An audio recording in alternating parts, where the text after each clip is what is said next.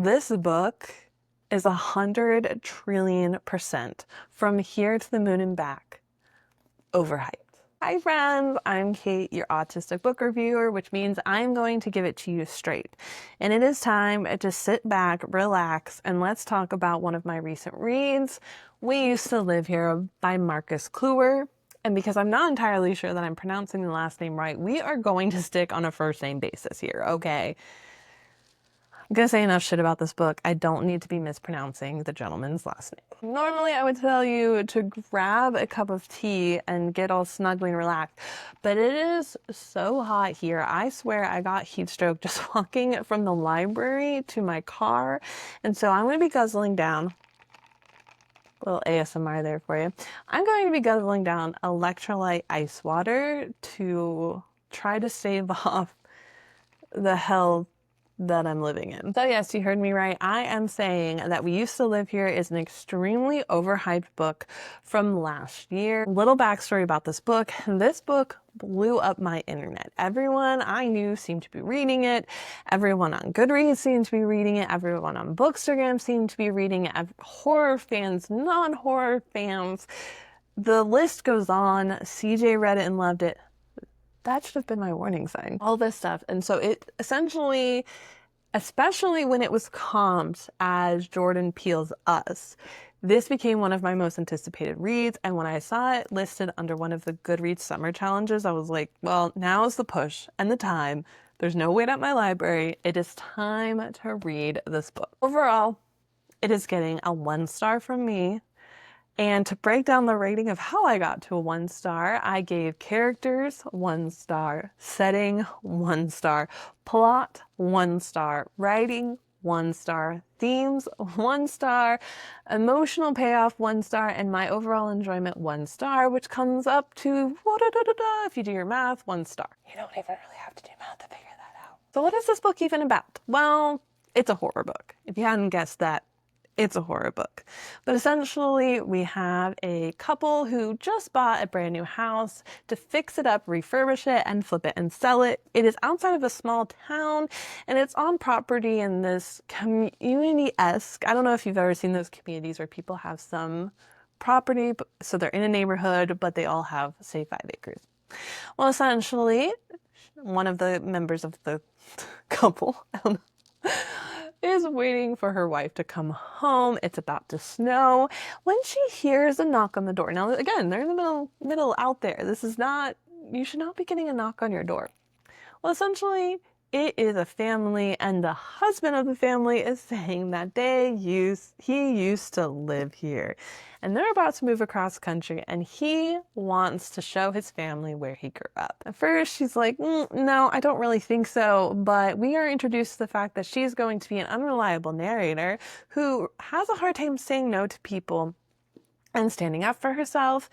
And since her partner's not there, her wife, she's like, all right, well, I guess I'm stuck with this. So she lets them in. It's the typical, oh, this wall used to be this color.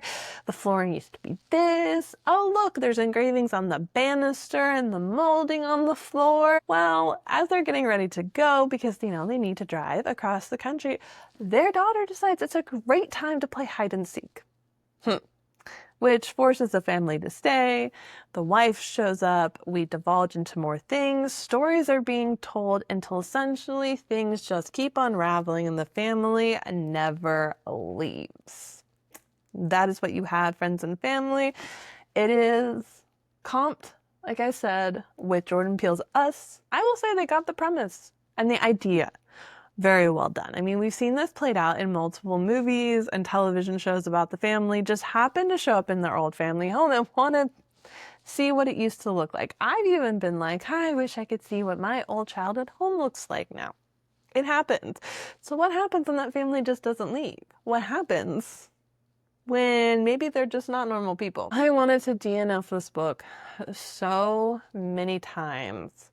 The weird thing that kept me going through all of it is that in between chapters of the current story, we get newspaper clippings, audio transcripts, video transcripts, all this stuff. And at the end of each one of those, there is a string of Morse code, about 1 word every single time. And for some reason, that's what freaked me out. And that's what made me want to keep reading. I do not, to this day, understand how the Morse code plays into the rest of the story. We have a moment when the dad does knock when the daughter is missing, when she's playing hide and seek, but it's not in a typical Morse code fashion. It could be as simple as the da da da da da da da da. You know, we have a call out and a response from the other person.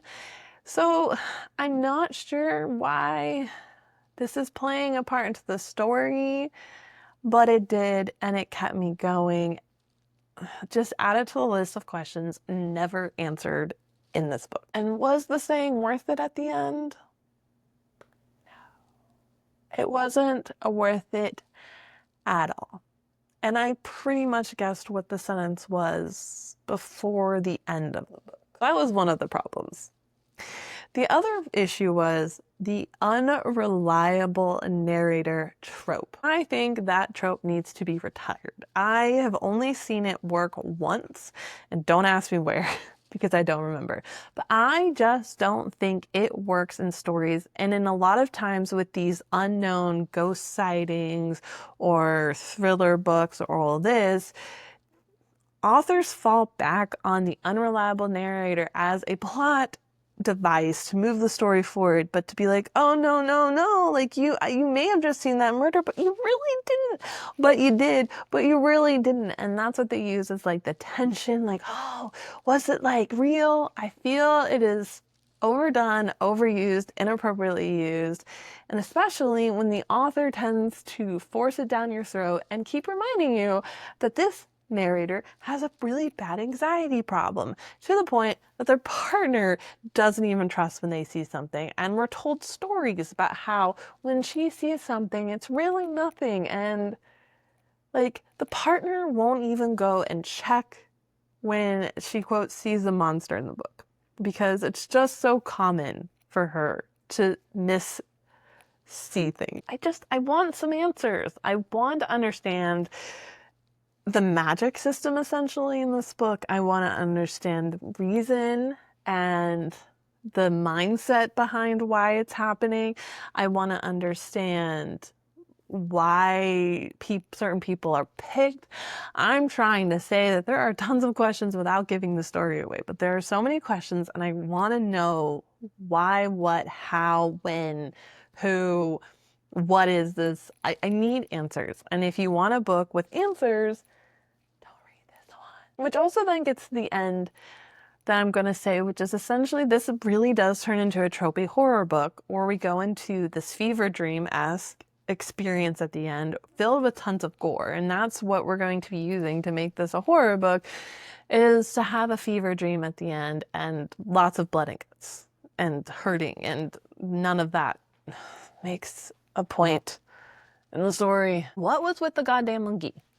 What was with the goddamn monkey? And I am ultimately the worst. I would give this scare factor a 3 out of 5. I would not say this is a very scary book. Now, I think that my rating is probably off, because there is one jump scare scene in here that to the average person, they probably are going to freak out.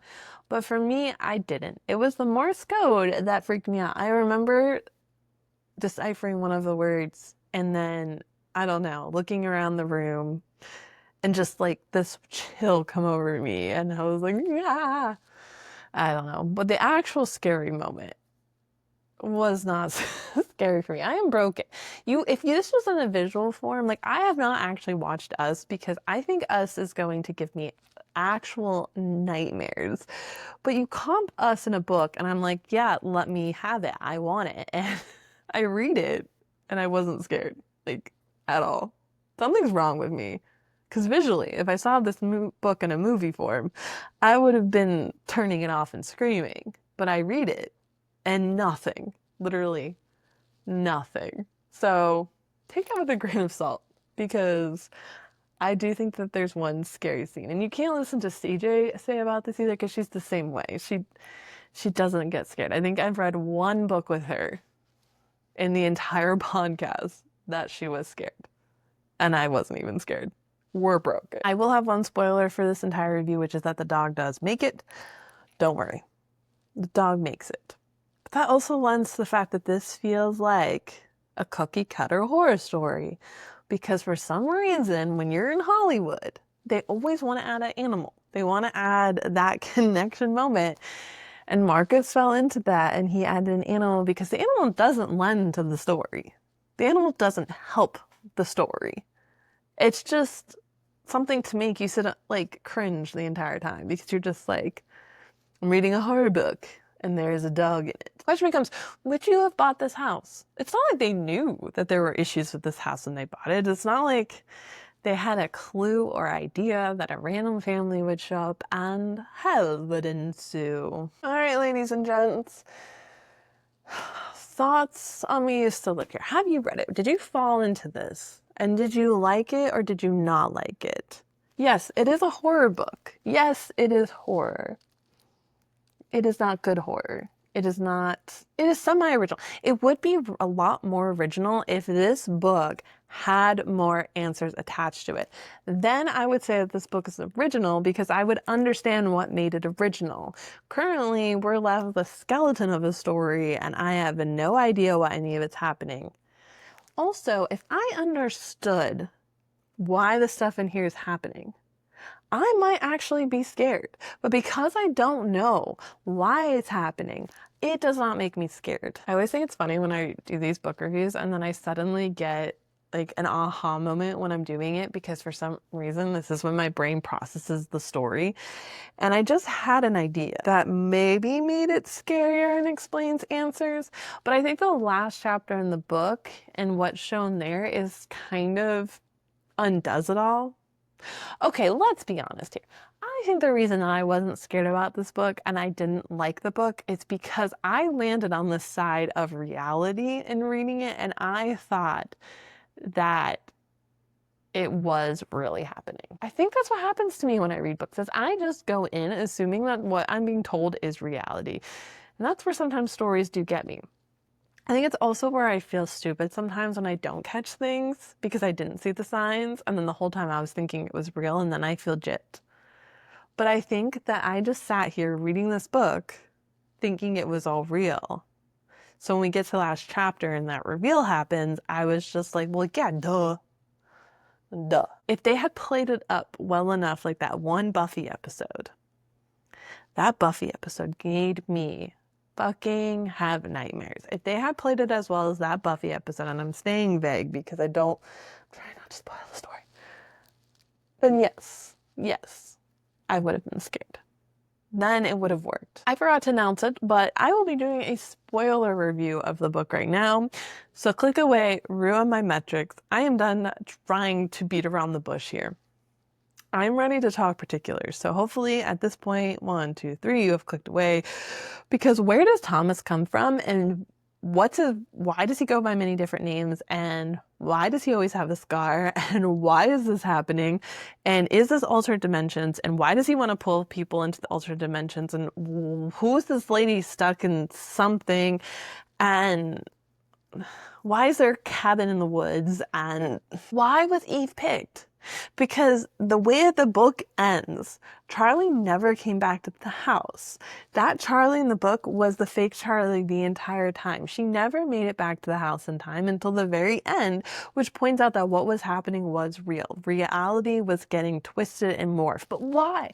Why was reality getting twisted and morphed? And why did this happen? And why did they want Eve to go to a different reality where she was his sister? And so then it makes you wonder, was the daughter actually pulled through to a different reality? But see, I have thoughts and I can't get them out right now.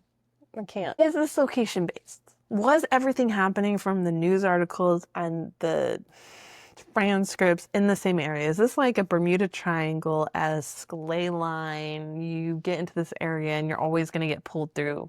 I feel like he just wanted to write a book about the Mandela effect.